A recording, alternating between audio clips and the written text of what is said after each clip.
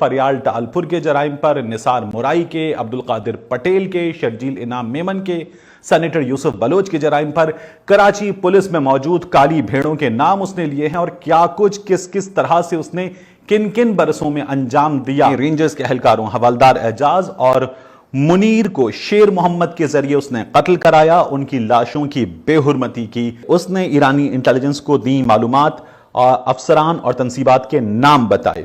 1 करोड़ माहाना का भत्ता आसिफ अली जरदारी की हमशीरा फरियाल टालपुर को जाता था। वो ये भी कहता है कि उसे आसिफ अली जरदारी और पाकिस्तान पीपल्स पार्टी के लोगों से इंतकामी कार्रवाई का खतरा है। ये लोग उसे जान से मार सकते हैं, उसे तहफ़्फ़ुज़ दिया जाए।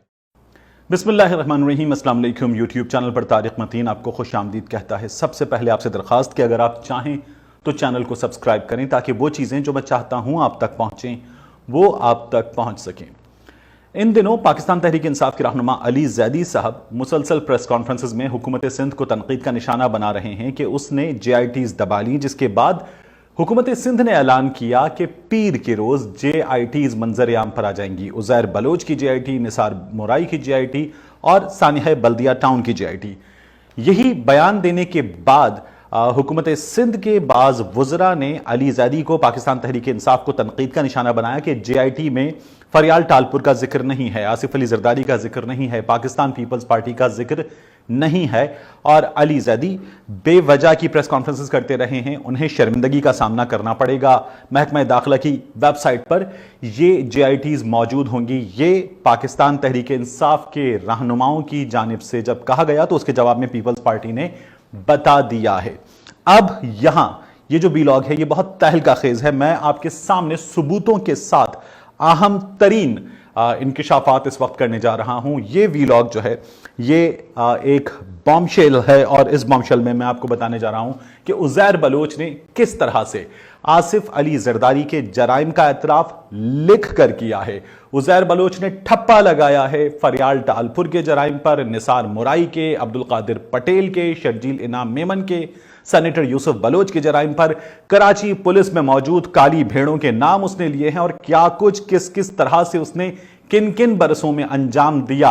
उसने किस तरह से पुलिस वालों को, रेंजर्स वालों को निशाना बनाया और किस बेदर्दी से मारा है। उसने अपने मुखालिफ गिरोहों के साथ क्या किया, यह सब कुछ उज़ैर बलोच ने बताया और मैं तमाम सबूत आपके सामने रखने जा रहा हूं। उज़ैर बलोच का तहरीरी बयान, उज़ैर बलोच का 164 का बयान। यहां यह बात समझ लीजिए कि JIT और 164 के बयान में फर्क यह है कि JIT तफ्तीश है। JIT में जो कुछ सामने आया है उसकी अहमियत तो बहुत ज्यादा है, लेकिन उसकी कोई लीगल स्टैंडिंग नहीं है। लेकिन ये जो 164 का बयान है ये मैजिस्ट्रेट के सामने बयान है। इस बयान से किसी भी मुजरिम का मुकरना तकरीबन नामुमकिन है। उज़ैर बलोच अपने 164 के बयान में जो 10 सफ़हात पर मुश्तमिल है और मैं ये तमाम 10 सफ़हात आपके सामने रखने जा रहा हूं, आपके हवाले ये तमाम सबूत कर दूंगा मैं। उज़ैर बलोच ये कहता है अपने इस 164 के बयान में कि साल 2003 में वो रहमान डकैत के गैंग में शामिल हुआ। उसका ये भी कहना है पेज 1 उसके 164 के बयान का कि वो और उसका खानदान शुरू से पीपल्स पार्टी का हिमायती था। जब वो जेल गया, जेल में सुपरिटेंडेंट नुसरत मंगन और फैसल रजा आबदी, पहला नाम पाकिस्तान पीपल्स पार्टी का सामने आता है। उनके कहने पर पीपल्स पार्टी के कारकुनों का वो जिम्मेदार बना। उसका ये कहना है पेज 1 पर ही कि रहमान डकैत जब पुलिस मुकाबले में मारा गया तो उज़ैर बलोच ने लियारी गैंग वॉर की सरबराही संभाल ली। पीपल्स अमन कमेटी के नाम से मुसल्लह ग्रुप बनाया। ये वो ग्रुप है जिसका जुल्फ़िकार मिर्जा बड़े फख्र के साथ सीना चौड़ा करके नाम लेते थे और बताते थे कि उन्होंने असलहे के लाइसेंसेस दिए हैं और किस लिए दिए हैं ये भी वो दावा करते थे। पीपल्स अमन कमेटी का ये शख्स चेयरमैन बन गया। उज़ैर बलोच बताता है कि 2008 से 2014 तक उसने असलहा खरीदा। यह असलहा उसने खरीदा लाला तवक्कुल से, सलीम पठान से, नसीब पठान से, और यह असलहा खरीदा गया कोयटा और पेशीन से और जलसों में से इस्तेमाल किया गया और हड़तालों की कामयाबी के लिए यह असलहा इस्तेमाल किया गया। यह है उज़ैर बलोच के 164 के बयान का पेज 1। पेज 2 उज़ैर बलोच कहता है कि उसने लियारी में जोए के अड्डों की सरपरस्ती की, पुलिस अफसर अपनी मर्जी के लगवाए, भत्ता वसूल करने के लिए उसने मुख्तलिफ गिरोह बनाए, भत्ता वसूल किया। आगे जाकर यह भी सबूत आएगा, मैं आपके सामने रखूंगा कि फरियाल टालपुर कितना भत्ता लेती थीं। फिर उसने अपने साथियों के नाम बताए हैं पेज 2 पर कि कौन कौन उसके साथ शामिल था। सोहेल डाडा है इनमें, शाहिद, रेहान, एहसान, शिराज कॉमरेड, जब्बार, लंगड़ा वगैरह। पेज 2 पर ही उजैर बलोच बताता है कि इन कामों में इंस्पेक्टर यूसुफ बलोच, इंस्पेक्टर चांद खान, इंस्पेक्टर जावेद बलोच शामिल थे और जुल्फिकार मिर्जा, अब्दुल कादिर पटेल, सेनेटर यूसुफ बलोच के जरिए उसने इंस्पेक्टर इम्तियाज, इंस्पेक्टर बाबर, आबिद तनोली, इनकी तैनातियां भी करवाईं। एक शख्स जो एक मुसल्लह गिरोह का सरबराह है, वो सियासतदानों से मिलकर पुलिस अफसरों की भी तैनातियां करवा रहा है और वो ये ठप्पा लगाकर मैजिस्ट्रेट को दे रहा है। पेज 3 पर वो बताता है कि बाबा लाडला वगैरह के साथ और दीगर साथियों के साथ मिलकर उसने जहांगीर लासी को मारा था। पेज 4 उसके इस एतराफी बयान का, इकबाली बयान का, वो ये कहता है कि पुलिस इंस्पेक्टर्स जावेद बलोच, चांद खान और अपने साथियों के साथ मिलकर उसने अरशद पप्पू और उसके भाई यासिर इरफान और साथी शेरा पठान को अगवा किया। इसके लिए उसने पुलिस मोबाइल इस्तेमाल की। एक गोदाम में ले जाकर इन अफराद के सर उजैर बलोच ने तन से जुदा कर दिए और फिर इनके सरों से फुटबॉल खेली और इनकी वीडियो पूरे पाकिस्तान में फैलाई और दहशत फैलाने का मुर्तकिब बना।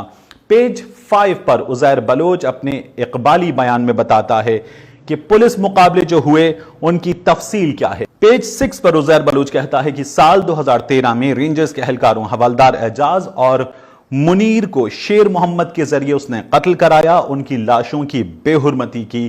पाकिस्तान पीपल्स पार्टी के काउंसलर थे चचा खालिक, उनका इसने कत्ल कराया। पेज 6 पर ही उजैर बलोच ये बताता है कि चौधरी असलम, शहीद एसएसपी चौधरी असलम से होने वाले मुकाबले उसके किस तरह के थे, क्या कुछ हुआ इनमें। वो ये भी बताता है कि वो 20 लाख रुपए का भत्ता वसूल करता था जो उसकी जेब में जाते थे। 1 करोड़ महाना, जी हां 1 करोड़ महाना का भत्ता आसिफ अली जरदारी की हमशीरा फरियाल टालपुर को जाता था।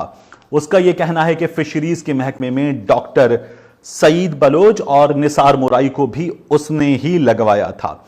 उजैर बलोच ने यह भी बताया है पेज 6 पर ही कि सीसीपीओ और एसएसपी लेवल के अफसरों के उसने काम किए। पेज 7 उजैर बलोच के इस इकबाली बयान का, वो ये कहता है कि सेनेटर यूसुफ बलोच ने फरियाल टालपुर और कायम अली शाह से उसे मिलवाया।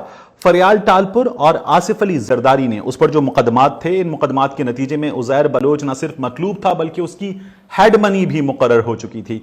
उसके सर की कीमत फरियाल टालपुर और आसिफ अली जरदारी ने खत्म करवाई, उसके मुकदमात इन लोगों ने खत्म कराए। फरियाल टालपुर कई दफा टीवी प्रोग्राम्स में कह चुकी हैं कि वो उजैर बलोच को नहीं जानती। जब उनके सामने तस्वीर रखी जाती हैं कि वो उजैर बलोच से मिली तो उनका यह कहना है कि हम सियासी लोग हैं, हमारी जलसों में, तकरीबात में ढेरों लोगों से मुलाकात होती है। इसका यह मतलब नहीं कि हम सबको जानते हैं, सबके साथ काम करते हैं। साल 2013 के इलेक्शन के हवाले से उजैर बलोच ये कहता है कि उसने 4 लोगों को टिकट दिलवाई। ये बात पहले भी कई बार हो चुकी है। इनमें शाहजहां बलोच शामिल हैं, जावेद नागौरी शामिल हैं, अब्दुल्ला बलोच शामिल हैं और सनिया नाज बलोच शामिल हैं। अपनी इस इकबाली बयान के पेज 7 पर ही उजैर बलोच कहता है कि उस मौके पर जब कराची ऑपरेशन बहुत तेज था तो फरियाल टालपुर ने उसे डिफेंस में अपने घर बुलाया। ये उसे बुलावा आया अब्दुल कादिर पटेल और यूसुफ बलोच के जरिए, और जब उनके घर पहुंचा तो वहां शर्जील इनाम मेमन और निसार मोराई पहले से मौजूद थे। इस मुलाकात में लियारी, गैंग वॉर के मामलात पर बात हुई, गोला बारूद किस तरह से इस्तेमाल होता है, क्या कुछ हुआ है, इन चीजों पर बात हुई। और उजैर बलोच को कहा गया कि वो इन हालात में, जब हालात खराब हैं, मुल्क से बाहर चला जाए। उजैर बलोच ये कहता है उसके बाद पेज 8 पर कि उसने कुछ मामलात हवाले किए अपने डकैत साथियों के, अपने गैंग वॉर के साथियों के। कुछ मामलात यहां उसने हवाले किए दीगर लोगों के जिनका पीपल्स पार्टी से ताल्लुक है। यूसुफ बलोच के कहने पर उसने 500 जराइम पेशा अफराद में नौकरियां तकसीम की। फिर अहम तरीन इंकशाफ उजैर बलोच करता है। वो कहता है कि उवैस मुजफ्फर टप्पी, आसिफ अली जरदारी के मुंह बोले भाई, उनके कहने पर उसने आसिफ अली जरदारी को 14 शुगर मिलों पर कब्जा करने में मदद दी है। वो ये भी बताता है कि 15-20 लड़के उसने बिलावल हाउस के अतराफ के लोगों में खौफ व हिरास फैलाने के लिए भेजे। इन लड़कों ने आसपास के बंगलों में रहने वाले लोगों को संगीन नताइज की धमकियां दी, जान से मारने की धमकियां दी, और इन धमकियों के नतीजे में इन लोगों ने آصف علی زرداری کو بلاول ہاؤس سے ملحقہ بنگلے کوڑیوں کے دام بیچے۔ یہ پاکستان کی مہنگی ترین زمین ہے، ایک جانب سمندر ہے، اس کے پیچھے عبداللہ شاہ غازی کا مزار ہے، کلفٹن ہے، بحریہ ٹاؤن کی تعمیرات ہیں، اس طرف بوٹنگ بیسن ہے۔ پھر یہ جو زمین ہے یہ پاکستان کی مہنگی ترین زمین ہے، لیکن کچرے کے بھاؤ پر انہوں نے اسے خریدا ہے۔ پھر وہ بتاتا ہے کہ اس نے ایران جانے کی کوششیں شروع کی اور اس مقصد کے لیے اس نے کراچی میں موجود جو ایرانی دوست وغیرہ ہیں ان سے رابطہ کیا، کیونکہ اس کے لیے مشکلات بہت بڑھ گئی تھیں۔ پیج 9 پر اپنے اس اقبالی بیان کے عزیر بلوچ کہتا ہے کہ اس نے ناصر بلوچ ایرانی ایجنٹ ہے اس سے رابطہ کیا۔ یہ ایرانی ایجنٹ اسے ایران لے کر چلا گیا، اسے بارڈر کراس کروایا گیا اور ایران میں اس کی ملاقات کروائی گئی ایرانی انٹیلیجنس کے لوگوں سے۔ یہاں تہلکہ خیز انکشافات ہیں عزیر بلوچ کی جانب سے۔ وہ یہ کہتا ہے کہ ایرانی انٹیلیجنس کے لوگوں نے اس کی معلومات جو ہیں اس سے حاصل کی، اس کی مدد کرنے کی حامی بھری، لیکن ایرانی انٹیلیجنس کے لوگوں نے اس سے معلومات حاصل کی، کراچی میں اہم ترین تنصیبات کی۔ ان تنصیبات کی، ان افراد کی معلومات میں کیا کچھ شامل ہے یہ بہت تہلکہ خیز ہے۔ عزیر بلوچ یہ کہتا ہے کہ اس نے ایرانی انٹیلیجنس کو دی معلومات، افسران اور تنصیبات کے نام بتائے، اس نے ان کے پتے بتائے۔ ان میں کراچی میں پاک فوج کے اعلیٰ ترین افسران ہیں، رینجرز کے اعلیٰ ترین افسران ہیں اور پاک فوج کی اور رینجرز کی اہم ترین تنصیبات ہیں۔ اس نے نہ صرف ان کے نام بتائے، ان کے پتے دیے۔ عزیر بلوچ کا یہ کہنا ہے کہ ایرانی انٹیلیجنس کو اس نے نقشے بھی دیے۔ ان میں کور ہیڈ کوارٹر کا نقشہ اس نے دیا، کور کمانڈر کی رہائش گاہ کا اس نے نقشہ دیا، نیول ہیڈ کوارٹر کراچی کا اس نے نقشہ دیا، اور یہاں پر موجود اہلکاروں کی تعداد کس وقت کس طرح سے ہوتی ہے، کتنی بڑی تعداد میں یہاں پر موجود ہوتے ہیں، اور وہ یہ بھی بتاتا ہے کہ ان کی حفاظت پر معمور جو ڈیوٹیز ہیں وہ کس وقت کس طرح سے ہیں اور ان کی تعداد کتنی ہوتی ہے اہم ترین ذمہ داریوں پر۔ اور ساتھ ہی اس نے مزید معلومات جو کوئٹہ میں افواج پاکستان کی تنصیبات ہیں اور افسران ہیں ان کے حوالے سے مزید معلومات اپنے ساتھیوں سے لے کر ایرانی انٹیلیجنس کو فراہم کرنے کا وعدہ بھی کیا۔ عزیر بلوچ پیج 9 پر یہ بتاتا ہے کہ ایرانی انٹیلیجنس کی جانب سے اس سے کہا گیا کہ وہ دبئی میں رہے، وہاں اس کے لیے کام کرنا آسان ہوگا۔ پھر آتا ہے ناظرین اس اعترافی بیان کا 164 کے اعترافی بیان کا آخری پیج 10، یہ بہت اہم ہے۔ عزیر بلوچ اس اختتامی پیج پر کہتا ہے کہ اس نے تمام تر معلومات فراہم کر دی ہیں، اس نے تمام کچا چٹھا کھول دیا ہے اور اسے یہ خدشہ ہے کہ اس سے مروایا جا سکتا ہے، اس کی جان کو خطرہ ہے، پولیس کے ذریعے اسے مروایا جا سکتا ہے، نہ صرف اسے مروایا جا سکتا ہے بلکہ اس کے خاندان کے لوگوں کو بھی مروایا جا سکتا ہے، اس کو تحفظ فراہم کیا جائے۔ وہ یہ بھی کہتا ہے کہ اس نے کراچی میں کچرا کنڈی میں، غالباً یہ فیڈرل بی ایریا کا علاقہ ہے، یہاں کس طرح سے اسلحہ گولہ بارود چھپایا تھا، اس کی بھی تفصیلات رینجرز کو دی ہیں، اس کی جان کو خطرہ ہے اور اسے رینجرز کا تحفظ چاہیے۔ جن کی زندگیاں اس نے لی ہیں، جن کی لاشوں کی اس نے بے حرمتی کرنے کا اعتراف کیا ہے، ان رینجرز اہلکاروں کی عزیر بلوچ کے مطابق اسے تحویل میں حفاظت محسوس ہوتی ہے اور اسے ان کی ذمہ داری چاہیے، ان کی حفاظت چاہیے۔ وہ یہ بھی کہتا ہے کہ اسے آصف علی زرداری اور پاکستان پیپلز پارٹی کے لوگوں سے انتقامی کارروائی کا خطرہ ہے، یہ لوگ اسے جان سے مار سکتے ہیں، اسے تحفظ دیا جائے۔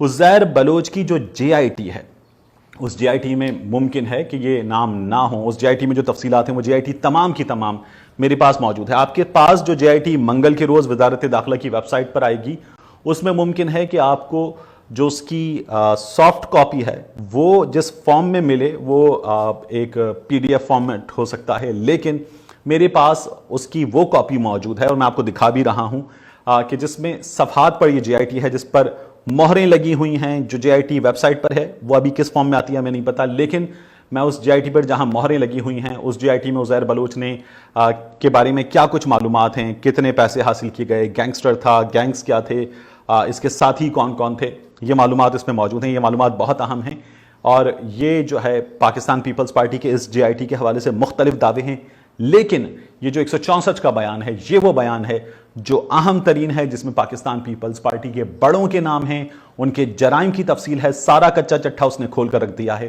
اور اب وہ یہ کہتا ہے کہ اسے انہی لوگوں سے جن کے لیے اس نے تمام زندگی کام کیے ہیں، بڑی فلمی کہانی ہے، ان سے اس کی جان کو خطرہ ہے اور اسے رینجرز کا تحفظ چاہیے۔ ملتے ہیں آپ سے اگلے ویلاگ میں۔